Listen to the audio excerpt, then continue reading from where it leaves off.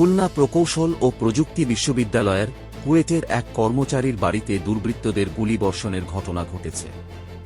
মঙ্গলবার ভোরে দৌলতপুরের মহেশ্বর পাশা খুঁঠিরঘাট এলাকায় এই চাঞ্চল্যকর হামলার ঘটনা ঘটে।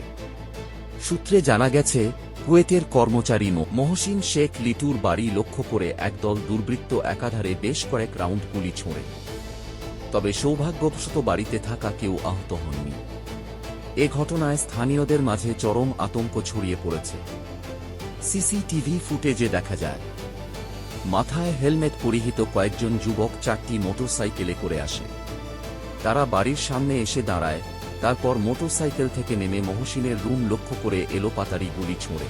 কয়েক সেকেন্ডের মধ্যেই তারা দ্রুত পালিয়ে যায়। স্থানীয়রা জানান, গুলিতে মহসিনের রুমের জানালার থাই গ্লাস ভেঙে গেছে।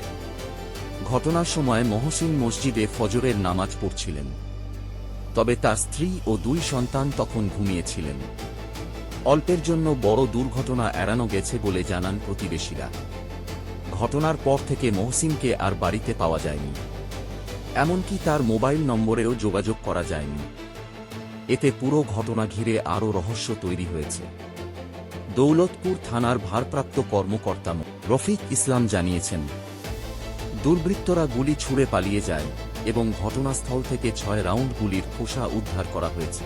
তবে কারা এই হামলা চালিয়েছে এবং এর পেছনে কী কারণ রয়েছে তা এখনও স্পষ্ট নয়। পরবর্তী আপডেট পেতে আমাদের চ্যানেলটি সাবস্ক্রাইব করুন।